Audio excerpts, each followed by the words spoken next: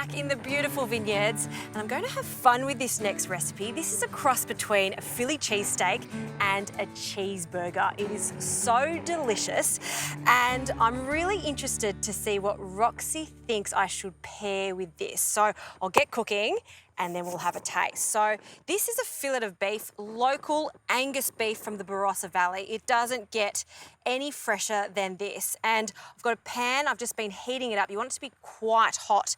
Now, usually with a fillet of beef, I like to serve it rare, but because I'm putting it in a hamburger, I want it to be cooked a little more. So this is going to be medium. So some extra virgin olive oil first, a small drizzle, and a really good pinch of salt. It's not only to season this big piece of meat, but it's also going to form a lovely crust. So you see, I'm really being generous with it.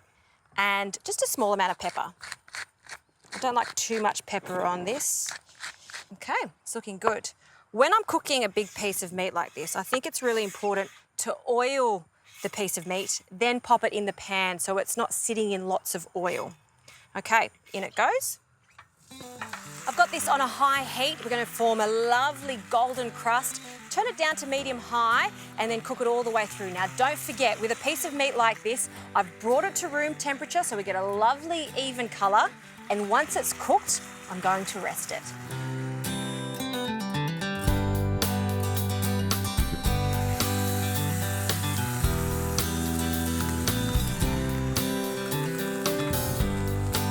This fillet of beef is feeling good, so I'm going to take it out of the pan and it needs to rest. And while it's resting, I can prepare some of the little accompaniments that are going to go with it. So I've got some pickles, I've sliced them, and I love pickled onions. And I want to finely chop these.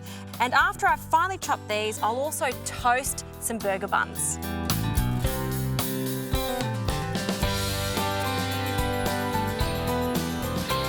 All right, these buns are looking good, perfectly toasted. We'll pop them in these gorgeous burger-style baskets.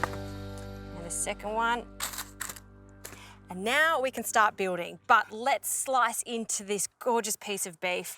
Now, I don't want thick slices, really thin, just like a Philly steak sandwich. So sharp knife, and we're just going to really thinly slice that.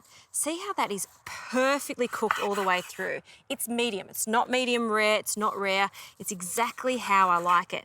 And because I've rested this, there's no blood whatsoever coming out of that.